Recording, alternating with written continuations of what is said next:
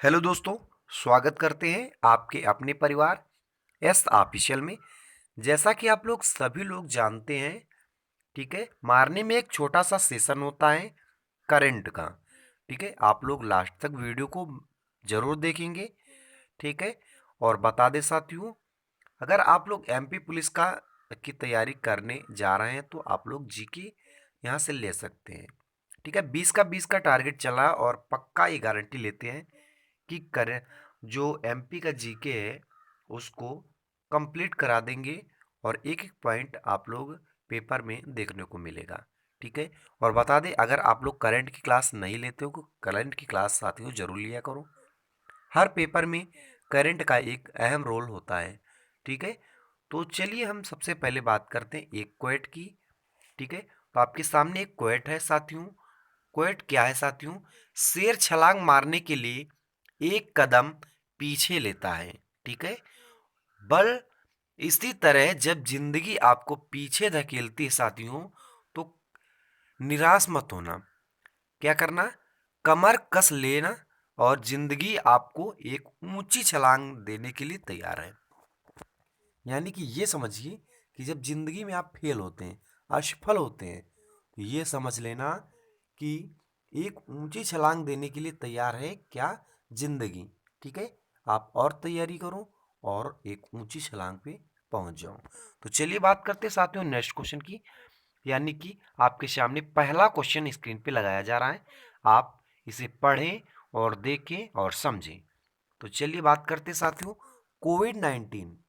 Covid 19 में एक पुस्तक लिखी गई है टिल वी विन, और किसके द्वारा ये लिखी गई है? तो आपके सामने फाइल फोटो है, इनके द्वारा लिखी गई है। और इनका जो नाम है साथियों, रणदीप गुलेरिया द्वारा टिल वी विन नामक की पुस्तक के रचयिता कौन है? रणदीप गुलेरिया, जो कि आपके पास सामने फोटो है, आप पहचान सकते हैं, आप देख सकते हैं। चलिए बात करते हैं साथियों डिटेल में। तो आपके सामने डिटेल है। संस्थान एम्स के निदेशक कौन है? संस्थान एम्स के निदेशक हैं रणदीप गुलेरिया द्वारा लिखी गई इस पुस्तक के सह लेखकों में प्रमुख सार्वजनिक नीति और स्वास्थ्य प्रणालियों विशेषज्ञ चंद्रकांत लहरिया और प्रसिद्ध टीका अनुसंधान कर्ता एवं विषाणु विज्ञानी गगनदीप कंग भी शामिल हैं। ठीक है, टिल विविन एक कहानी है जो कि 19 का सामना करने के लिए पूरी तरह तैयार नहीं था, लेकिन फिर भी भारत सभी बाधाओं के बावजूद महामारी का सफलतापूर्वक सामना कर रहा था। और इस किताब को उम्मीद की किताब यानी उम्मीद की किताब भी कहा गया है कि रूप में वर्णित किया गया है। चलिए बात करते साथियों दूसरा क्वेश्चन की। तो आपके सामने दूसरा क्वेश्चन है, किस राज्य ने लोगों के लिए गढ़ वाले चावल के वितरण की योजना की शुरुआत की है? तो इसका जो राइट आंसर हो जाएगा साथियों, छत्तीसगढ़ राज्य ने गढ़ वाले चावल की योजना की शुरुआत की है। आपके सामने फोटो है। चलिए बात करते साथियों डिटेल में थोड़ा। तो छत्तीसगढ़ के मुख्यमंत्री का नाम साथियों क्या है? भूपेश बघेल। भूपेश बघेल है छत्तीसगढ़ के मुख्यमंत्री, जो कि सार्वजनिक वितरण प्रणाली यानी पीडीएस और राज्य के कोडा कोडागांव जिले के लोगों के लिए गढ़वाली चावल के वितरण की योजना की शुरुआत की गई है। यह आयरन जो चावल है साथियों, यह आयरन विटामिन बी 12 और फोलिक एसिड से समृद्ध राइस है, जो कि FRK का मिश्रण है और जो आहार में पोषण संबंधी आवश्यकताओं को पूरा करता है।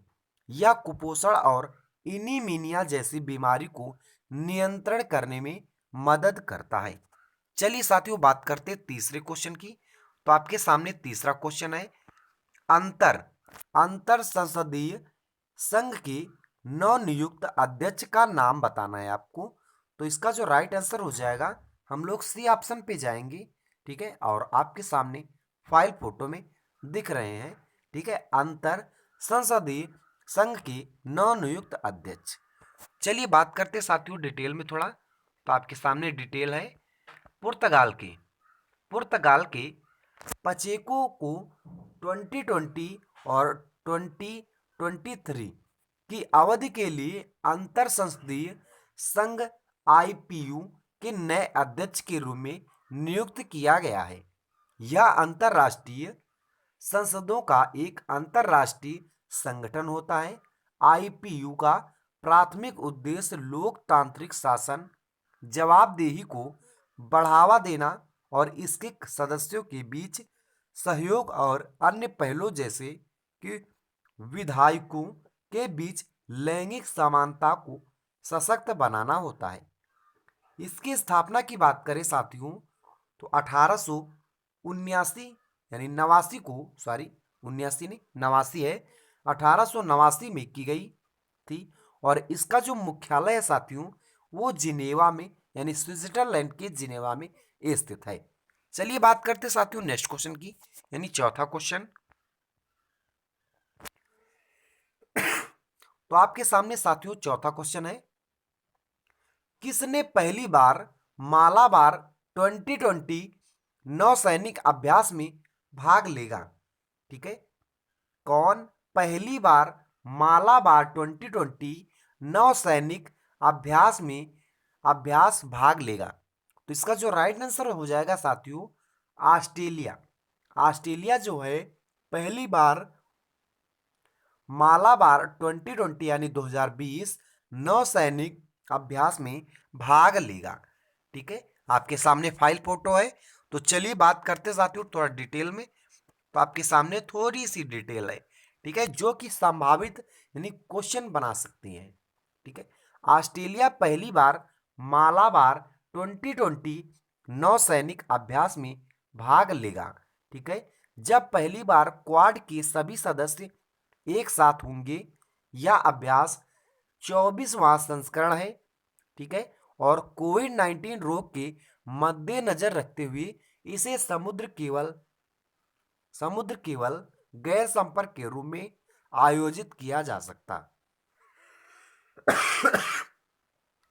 मालाबार अभ्यास एक बहुपक्षीय नौसेना अभ्यास है और इस अभ्यास की शुरुआत जो की गई है भारत और अमेरिका के बीच 1992 में एक द्विपक्षीय नौसैनिक अभ्यास के रूप में हुई थी, जो कि जापान 2015 में नौसैनिक अभ्यास में शामिल हुआ था।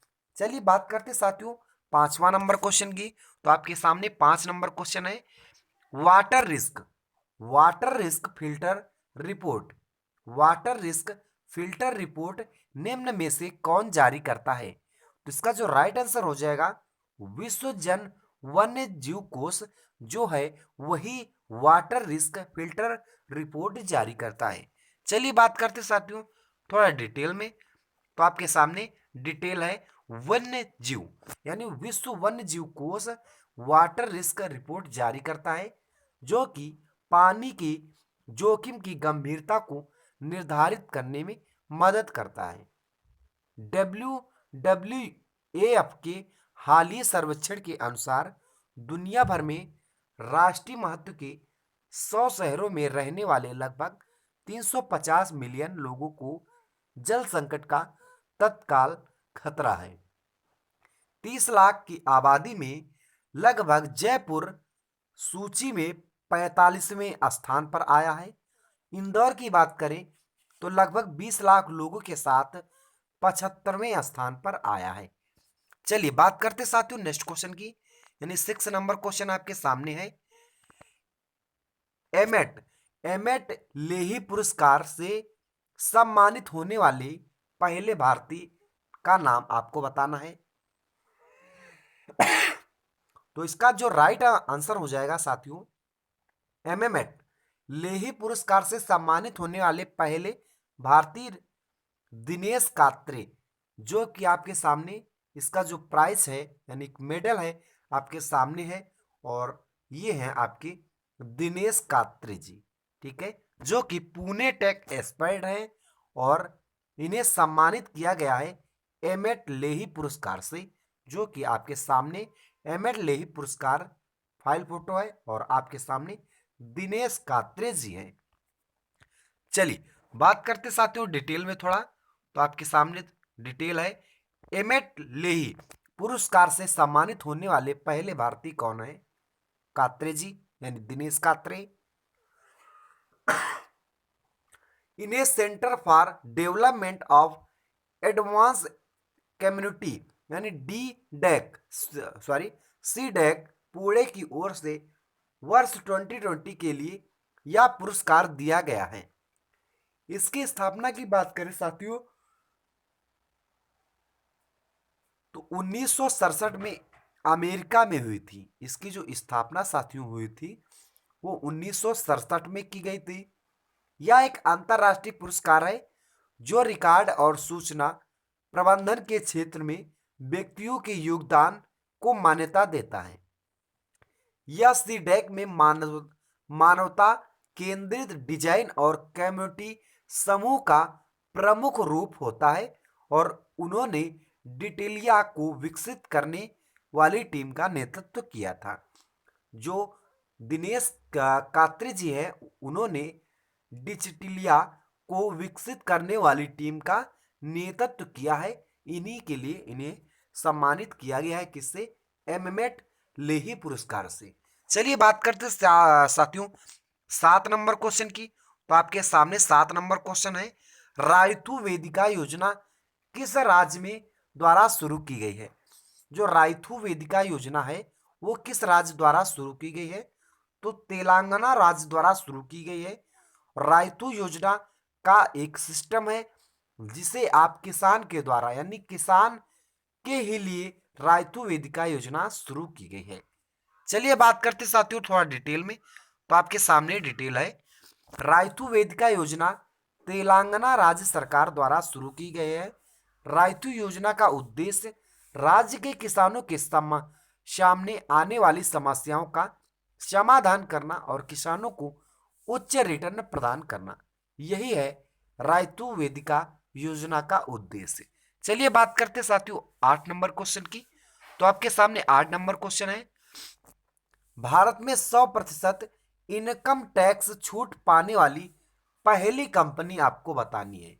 ठीक है, तो जो कि है माइक रेडवुड। माइक रेडवुड जो है 100% इनकम टैक्स छूट पाने वाली पहली कंपनी बन गई है। चलिए बात करते हैं थोड़ा डिटेल में। तो आपके सामने डिटेल है, माइक रेडवुड भारत में 100% इनकम टैक्स छूट पाने वाली पहली कंपनी है। भारत ने अबू धाबी की माइक रेडवुड कंपनी को इनकम टैक्स 100% फीसदी छूट दी है जिससे विदेशी निवेश को बढ़ावा मिलेगा। ठीक है, तो चलिए 9 नंबर क्वेश्चन करते हैं। 9 नंबर क्वेश्चन है इसका आपकी स्क्रीन पर, भारतीय राष्ट्रीय भुगतान निगम एनपीसीआई आरबीआई और किसकी एक पहल है? आरबीआई और स्पेस है साथियों की पहल है। तो इसका जो राइट आंसर हो जाएगा साथियों भारतीय बैंक संघ और आरबीआई की एक पहल है। कौन सी? एनपीसीआई भारतीय राष्ट्रीय भुगतान निगम एनपीसीआई आरबीआई और भारतीय संघ द्वारा एक पहल की शुरुआत की गई है। चलिए बात करते साथियों डिटेल में। तो भारतीय राष्ट्रीय भुगतान निगम एनपीसीआई आरबीआई और बैंक संघ आरबीआई की एक पहल है जो कि यह भारत में विभिन्न खुदरा भुगतान प्रणालियों की एक मात्र संस्था के रूप में कटिबद्ध है। इसके 10 कोर प्रमोटर बैंक यानी भारतीय state bank, Punjab national bank, Canara bank, bank of Baroda, union bank of India, ICICI bank, HDFC bank, city bank और एचएसबी बैंक भारतीय राष्ट्रीय भुगतान एनपीसीआई द्वारा जारी किए गए आंकड़ों के अनुसार Bharat interface for money unified payment interface यानी भीम यूपीआई पर किए गए लेन देन की कुल संख्या 2 अक्टूबर यानी 2 अक्टूबर में 2 मिलियन लेन देन की संख्या को पार कर दी है। चलिए बात करते साथियों आखिरी क्वेश्चन की। तो आपके सामने आखिरी क्वेश्चन यानी 10 नंबर क्वेश्चन है। National national mission for clean Ganga MMCG द्वारा 4 नवंबर 2008 को गंगा को राष्ट्रीय नदी घोषित करने के उपलक्ष्य में कौनवीं वर्षगांठ मनाई गई है? कौन सी वर्षगांठ मनाई गई है? कब? 4 नवंबर 2018 को गंगा को राष्ट्रीय नदी घोषित करने के उपलक्ष्य में कौन सी वर्षगांठ मनाई गई है? तो 12वीं वर्षगांठ मनाई गई है। किसे? राष्ट्रीय नदी को घोषित करने के लिए। चलिए डिटेल में बात करते थोड़ा। तो आपके सामने डिटेल है। राष्ट्रीय नदी को घोषित करने के लिए 12वीं वर्षगांठ मना रहा है। जल मंत्रालय ने NMCG के साथ मिलकर इस कार्यक्रम को आयोजन किया है। ठीक है। गंगा नदी भागीरथी नदी से निकलती है, जिसकी जो ऊंचाई है साथियों 3008 यानी 3892 मीटर की ऊंचाई पर स्थित गौमख में गंगोत्री ग्लेशियर से निकलती है। कौन? भागीरथी नदी। अलकनंदा देवप्रयाग भागीरथी से मिल जाती है और गंगा नाम प्राप्त करती है और सिंधु और ब्रह्मपुत्र के बाद गंगा भारत में तीसरी सबसे बड़ी नदी मानी गई है, जो कि 2900 किलोमीटर लंबी नदी है। तो साथियों बताइए क्लास कैसी रही? ठीक है। और क्लास में आप लोग लास्ट तक जरूर देखा करो। ठीक है, क्लास अच्छी लगती है। ठीक है। चलिए साथियों आज की क्लास यहीं तक है, फिर मिलेंगे। तब तक के लिए tata bye bye, take care. और सभी साथी मस्त रहिए, स्वस्थ रहिए। ठीक है। तो जय हिंद, जय भारत। ठीक है, वंदे मातरम।